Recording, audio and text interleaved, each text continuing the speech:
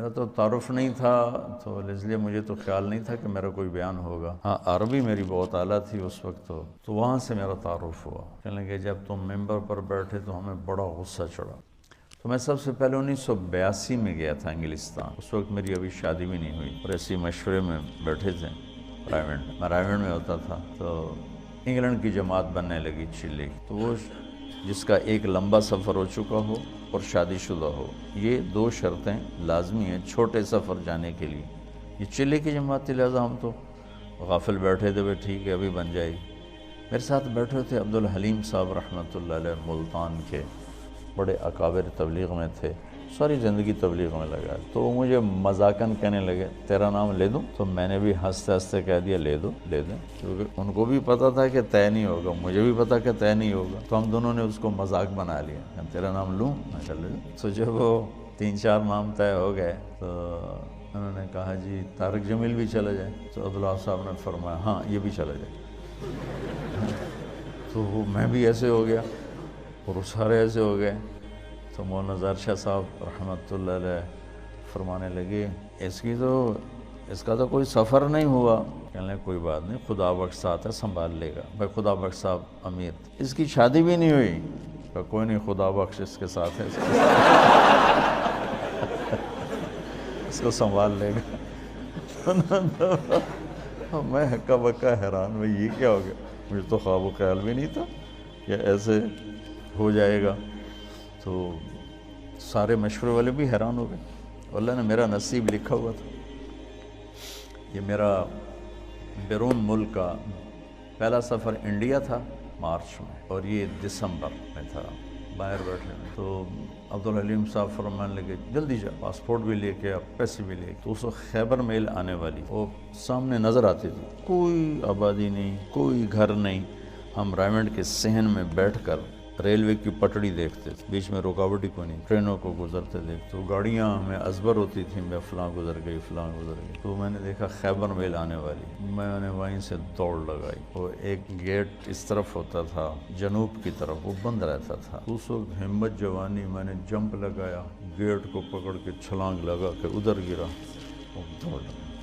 ادھر میں نے دوڑ لگائی، ادھر خیبر میل آنا شروع ہو، میں کہ مارا گیا، نہیں پکڑ سکتا۔ خیر بھاگتے بھاگتے بھاگتے خیبر میل حرکت میں آ گئی، اور میں نے آخری ڈبے کا جا کے ڈنڈا پکڑا، میں اس پہ سوار ہو گیا۔ خرچہ پتہ کتنا تھا اس وقت؟ 10,000 انگلینڈ کا جانے کا، 8,000 کا ٹکٹ تھا اور 2,000 اوپر خرچہ ہونا، 4 روپے کا ڈالر تھا، 19 روپے کا پاؤنڈ تھا۔ تو میں گھر گیا، پاسپورٹ لیا، پیسے لیے، شام کو کسی گاڑی سے پھر رات ٹھہرنا پڑا، چونکہ خیبر میل شام کو پہنچتی ہوں۔ اگلے دن صبح میں وہاں پہنچ گیا۔ پہلا سفر ہمارا 1982 میں کراچی سے ہماری پرواز تھی PIA، پہلے دبئی، پھر استنبول اور پھر لنڈن۔ یہ ہمارا 1982 کا پہلا سفر تھا۔ مجھے جانتے بھی کوئی نہیں تھا، جوڑ تھا، قاضی صاحب رحمۃ اللہ علیہ، خدا بخش صاحب رحمۃ اللہ علیہ، بھائی فاروق تھے رحمۃ اللہ علیہ آٹے والے، ڈاکٹر امجد صاحب تھے، اور یہاں سے میں جماعت ساری کراچی سے تھی، صرف پنجاب سے میرا نام اس میں آیا تھا۔ عبدالستار کتھوریا صاحب تھے، سب اللہ کو پیارے ہو گئے، بس ایک ڈاکٹر امجد صاحب نہیں گئے۔ تو پہلی دفعہ ٹھنڈ میں گئے، نہ اتنی ٹھنڈ کبھی دیکھی تھی، جو ہی باہر نکلے تو لگا سارا خون ہی جم گیا ہے۔ لندن مرکز چھوٹا سا پرانا سا، بدبو آئے اس میں، وہاں ہماری جماعت ٹھہری۔ 2 دن کے بعد ہم ڈیوزبری گئے تو جوڑ تھا، یہ جتنے آپ بیٹھے ہو نا بس اتنا مجمع تھا، پورے ڈیوز انگلینڈ کے اجتماع کا اتنا مجمع جتنا آپ بیٹھے، اور اس میں بھی کوئی چل پڑا ہے، کوئی آ رہا ہے، کوئی جا رہا ہے۔ تو میرا تو تعارف نہیں تھا، تو اس لیے مجھے تو خیال نہیں تھا کہ میرا کوئی بیان ہوگا۔ ہاں عربی میری بہت اعلیٰ تھی اس وقت، تو ترجمانوں نے مجھے جاتی لگا دیا بیان کا ترجمہ، تو میں بھی اپنا لگ گیا ترجمے میں۔ قاضی صاحب رحمۃ اللہ علیہ بہت شفقت فرمایا کر، انہوں نے اگلے دن کہا کہ اس کا بھی تو کوئی بیان کرو۔ پھر وہ انہوں نے طے کر دیا میرا ایک مختصر سا بیان، غالباً مغرب کے بعد تھا، مغرب سے عشاء تھوڑا سا ٹائم ہوتا ہے، تو وہاں سے میرا تعارف ہوا۔ تو بعد میں ساتھی ملے، کہنے لگے جب تم ممبر پر بیٹھے تو ہمیں بڑا غصہ چڑھا کہ یہ کیا چوچے سے کو بٹھا دیا ہے۔ میں بہت کمزور، میرا اس وقت 53 کلو وزن تھا، تو اتنا چوڑا ممبر ہے ڈیوزبری، مطلب اتنا بڑا، وہاں بیٹھنے کے لیے اس کے حساب سے کوئی آدمی، مولی شاہد جیسا آدمی چاہیے بھائی، نظر بھی تو ہے۔ انہوں نے بیان سنا تو سارے ہی وہ ایک دم وہاں تو کھپ ڈل گئی، نعرے لگنے لگے۔ میں اترا تو انہوں نے بنگالی چمٹ گئے مجھ سے، تو ہم نے وہاں 40 دن گزارے۔ اس وقت کچھ اور نیا پڑھا ہوا تھا، میرا ہر بیان دوسرے سے مختلف ہوتا تھا، ہر بیان ایک دوسرے سے نہیں ملتا تھا۔ علمی ذوق تھا، دعوتی مزاج غالب نہیں تھا، علمی مزاج غالب تھا۔ تو میں نے کوئی 80 بیان کیے، سب ایک مختلف کوئی ایک دوسرے سے نہیں ملتا۔ اتنا مجھے یاد ہے، کیا کیے وہ یاد نہیں۔ وہ میرا بہت بڑا تعارف ہو گیا وہاں۔ 1982 سے اب یہ کیا ہے 2017 ہے، مسلسل میرا جانا ہو رہا ہے، اللہ لے جاتا ہے اپنے فضل و کرم سے۔ گلاسگو میں پہلا بیان تھا میرا 1982 تو 50 آدمی ٹوٹل بیٹھے تھے، ٹوٹل 50 آدمی، اور میں نے بیان کتنا کیا؟ 3 گھنٹے 3 گھنٹے بیان کیا، 50 آدمی۔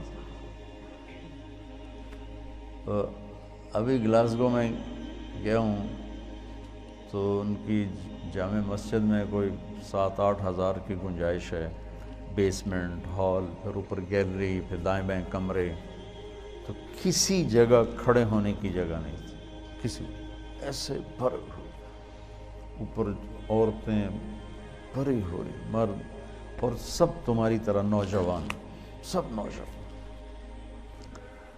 لندن مرکز میں بیان ہوا تو بہت بڑا مجمع کھڑے ہو کے سن رہا تھا، بیٹھنے کی جگہ کوئی۔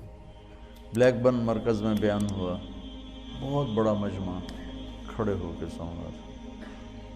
اور بلیک برن میں نے کوئی 2.5 گھنٹے بیان کیا، کھڑے رہے لوگ، ایک بھی نہیں بیٹھا، سب کھڑے۔ وہاں گلاسگو میں بھی ایسے ہی دیکھا کہ جن کو نیچے بیسمنٹ میں جگہ مل رہی وہ نیچے نہیں جائے، وہ دروازے میں کھڑے ہو کے بس دیکھنا چاہتے ہیں، دیکھ کے سننا چاہتے ہیں۔ تبلیغ کے کام کے اثرات کس طرح معاشرے پر پڑے، یہ آپ یہاں بیٹھ کے نہیں سمجھ سکتے۔ تو تھوڑا تھوڑا آپ کا مطالعہ ہے اور شیطان آپ کو صاحب رائے بنا دیتا ہے، اور پھر آپ خود اپنی رائے قائم کرنا شروع کر دیتے ہیں، اس سے آپ مار کھا جاتے ہیں اور گھاٹے کے سودے کر بیٹھتے ہیں۔ اللہ نے میری حفاظت فرمائی، میں نے اپنے فیصلے خود کبھی نہیں کیے تھے، حالانکہ جتنا میں پڑھتا تھا نا تم اس کا 100واں بھی نہیں پڑھ سکتے اس وقت کی بات۔ اب تو مجھے مدت ہوئی ہے یار کو مہما کیے، ماں ہرچہ خواندائیں فراموش کردائیں، بھول بھلائیں ہوئی، لیکن میں 1 منٹ میرا خالی نہیں ہوتا تھا۔ کھانا، سونا، نماز، وضو، یہ 3-4 کام ایسے ہیں جس میں اور کوئی کام ہو نہیں سکتا۔ اس کے علاوہ میرا 1 منٹ بھی کتاب سے خالی نہیں ہوتا تھا، 1 منٹ اس طرح پڑھا۔ لیکن تمہاری طرح مجتہد نہیں بنا میں، جو مجھے کہہ دیا میرے استادوں نے میں نے سر جھکا دیا، تو ٹھیک، اور آج تک میرا یہی حال ہے، ٹھیک جو آپ فرمائیں ٹھیک۔ اس سے بہت بڑی حفاظت کا نظام چلتا ہے۔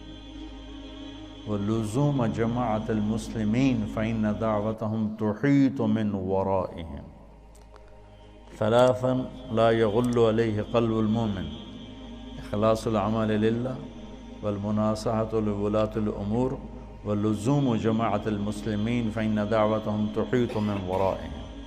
اجتماعی نظام کے ساتھ کٹھے چلنے سے ان کی دعائیں تمہیں اپنے گھیرے میں لے لیتی ہیں، اور تم غلط فیصلوں سے بچ جاتے ہو، غلط چلنے سے بچ جاتے ہو۔ تو جو میں دیکھ کے آتا ہوں وہ آپ کو بتانے کی کوشش کرتا ہوں، تاکہ آپ اندر سے تبلیغ کے کام میں لگیں، تمہاری ترجیحات میں تبلیغ۔ واللہ واللہ واللہ مدرسوں کی اب ضرورت کوئی نہیں ہے، جتنے ہیں بہت کافی ہیں۔ یہ کیوں بنائے ہیں؟ جس رخ سے میں سوچ رہا ہوں اس لحاظ سے اتنا قحط ہے کہ اندھیرا چھایا ہوا ہے۔